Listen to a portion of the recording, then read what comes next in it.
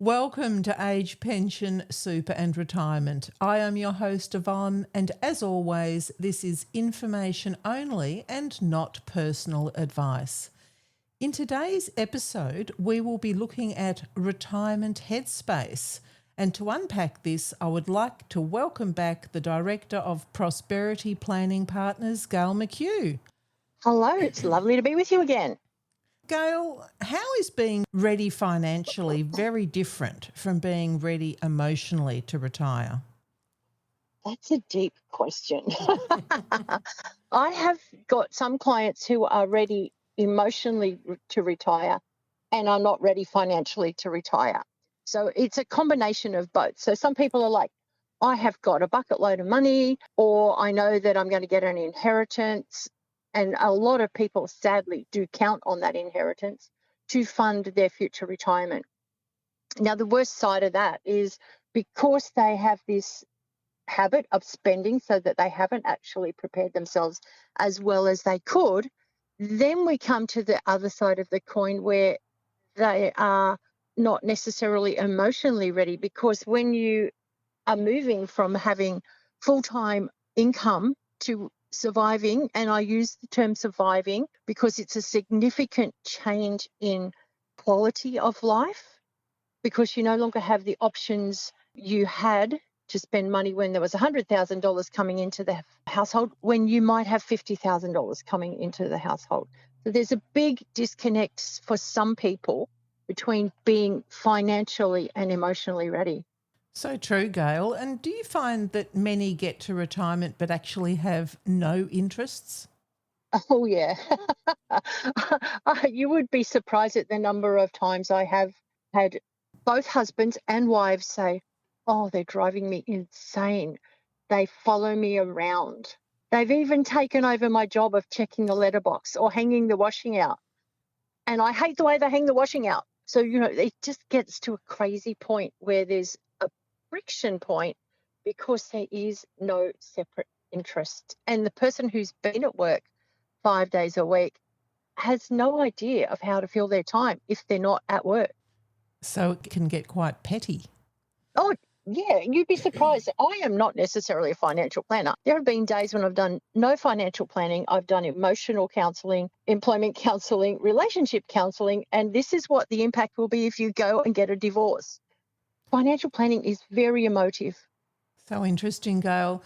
Gayle, would you say a loss of job title in relation to creating emotional stress is a thing? It can be for some people, simply because it's not so much the title, it's the identification with being a such and such. I wear a lot of hats. I'm a mum, I'm a grandma, I'm a cranky cow some days, I'm a financial planner. There's all these other things that I do. And I was talking to my mum about the different roles we have in our lives. And she went, what do you mean? And I went, well, if you only identify with one thing and that's taken away from you, where do you stand? I'm going to use a client who was like that, and literally they were really unwell and we were having conversations, and I said to them, look, I think it would be worth your while to consider maybe reducing your hours from 5 days a week down to 4 days a week, or something that will help you manage your well-being. So go to work 5 days a week if you need it emotionally, but do half days or 3/4 days. They dug their heels in, told me off in no uncertain terms, and continued to do overtime, because that was where their identity was, in their role. So what you're really hoping then is that some people come to retirement being well-rounded. That would be ideal. Invariably, we don't all come to retirement well-rounded. I'm one of those people. I've had my peers, as in age peers, say to me, so when are you retiring? And I went, to be honest, I don't know that I ever really will, because I am not the sort of person that's nice when I'm bored. So I love to be mentally stimulated. If I'm not mentally stimulated, that means that everyone around me sort of cops some degree of pushback from me, or I get on about 5 committees. I've done both. Gayle, I'm curious, do you come across some people that have got great habits at work but forget to bring these habits home? So you're talking about social habits and relationship habits, right? Yes, they may have got their act together over decades at work, but somehow it hasn't transferred to home. Again, I'm sure we all know people who are super nice when you see them socially. They're lovely and bubbly at work. And then when they get home, they may need to step back from that fake face, because if they're potentially an introvert, they need time to recover. That's one thing to bear in mind. My personality is I'm very much an introvert, but I also call myself situationally extroverted, which means that in certain places you will find me and I will be really bubbly. In other places, I'll be like, oh, let me climb under the blankets and hide from the world. There's personality to take into consideration, but then there's also the habits that we bring from our environment. So I have, unfortunately, worked in large corporates at times, and they have been so jolly negative. All they did was complain to the front facing public, beautiful and happy and light. So it's like this dichotomy of being in that workplace. And then when you come home, if you're in a negative environment, you can sometimes bring that home. It's almost like you should stop at the front door when you wipe your feet, shake all that stuff off and just leave it outside the house. And I love that phrase, situationally extroverted. I think what you've described is being totally different depending on the situation. Yeah. Now, other than travel, are there any non-financial things that people, when they come to see you, should really be considering if they've got nothing planned? Yeah, they should be starting to consider a couple of things. So, estate planning, as far as I'm concerned, has to be done as part of just life admin. But a lot of people get to retirement and go, oh, I haven't got a power of attorney. I don't have a health directive or a guardianship, depending upon which state you're in. They all have different names for what happens and who can make decisions around your health. In Queensland, if you use some forms of them, you can have it cover both your health and, and a power of attorney, that is. You can use it to cover both health and financial. Others in New South Wales, you've got to have separate documents. I'm just using those two because my practice straddles both states. I've got clients in every part of the country, but they're my main two. And the thing is, if you don't have those lots of admin done, that estate planning, effectively you are not necessarily going to realise it, but everyone gets, oh, my husband can make those decisions or my wife can make those decisions. No, they legally can't, unless it's to take money out of a joint bank account. That's it, because that's as far as decision making goes legally under if somebody has lost capacity. And I'm talking mental capacity, or they may be not in the country and they may need some decisions made. You need to appoint a power of attorney. You can put some constraints on when it takes effect. Years ago, I had a client who didn't trust her daughter not to help herself to money. And it had to be that before her daughter could enact this power of attorney, she had to be proved to be incapacitated or having lost her capacity mentally, when incapacitated was the physical side and she couldn't sign anything. The other side was mentally incapacitated and she had lost capacity to make decisions for herself. She specifically said she had to be diagnosed as having lost capacity by at least one specialist and her GP, not the one that the daughter picked, but her GP. You can put constraints on these things, but you've got to have them, because if you don't, you may not be able to make decisions that are in line with your loved one's needs or wishes. This is so interesting. So, Gayle, when someone's relatively young, over 60, is this decision making or future plans to have someone else, perhaps a daughter or a son, have these powers? Is this something that's talked about as a matter of course with financial? No. Okay. No. Well, it should be. People will go, yeah, I've got a will, but they might have a post office will. And any lawyer will tell you that they love those, or a format that's been done without having any form of legal intervention, because they're easily challenged And when they're challenged, an estate is challenged, if it's a legitimate challenge, the estate pays the cost of the challenge. So the lawyers are like, ka-ching, baby, versus, oh, this is a really well-structured will. We've got no hope. That's so interesting. I know personally having grandchildren and ageing parents, spending time with them is certainly a valuable role. Do you find that that can be a very rewarding part for the time people have in their retirement? It can be very rewarding, but it can also be very wearing. And when I say wearing, if you've got, say, an elderly parent who refuses to go to aged care but desperately needs to go to aged care, and you can't get them to go because they're just going to be difficult and abusive, because unfortunately, if you have somebody who they may be either physically or emotionally aggressive, you can't always find a bed for these people because not all facilities are capable of actually taking them. So that carer may become emotionally and physically exhausted, which is why I said it can be wearing. And if you've got somebody who has had respite approved as part of their aged care package, you have to bear in mind the respite is not for the actual person who needs the care. The respite is to provide support to the person who has been providing the care and support. Such a good comment, Gail. So, just a little more on that. I think what you're describing is the carer and the retired person needs to have self-care and Correct. boundaries, yes, and know that there's things such as respite that they can advocate for and organise. 100%. And the other side of that same coin is I know of some families who have basically had their retirement taken over by minding the grandkids. They can't go anywhere because the daughter and the son-in-law are working, or the son and daughter-in-law are working full-time, and they are the caregivers so that the kids can get ahead and they don't have to pay childcare. And what you're perhaps describing, Gail, is a situation where people need to have strong boundaries and think about what they're prepared to do so that they can still have self-care time. Oh, 100%, because I have seen some of my own family members, my aunt who worked her tail off to keep her husband at home, and she was so sick.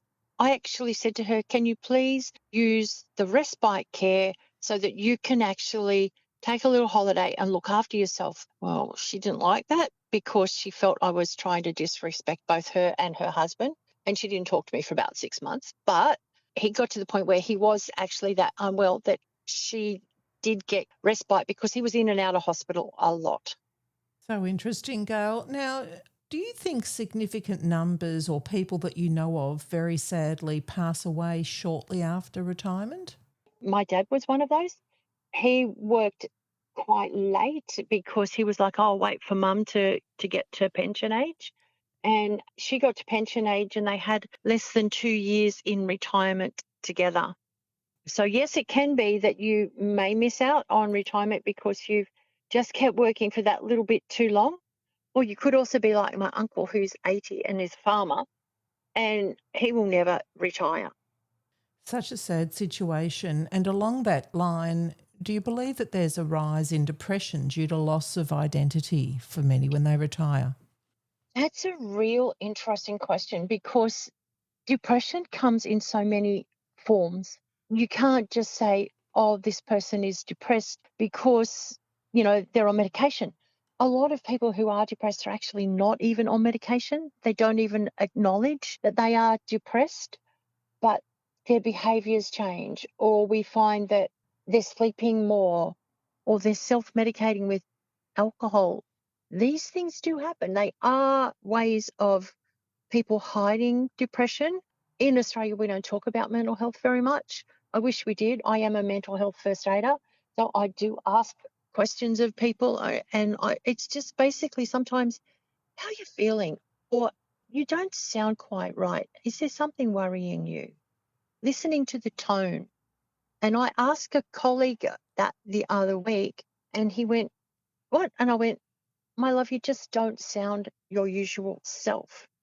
And he spilt a whole pile of beans on me.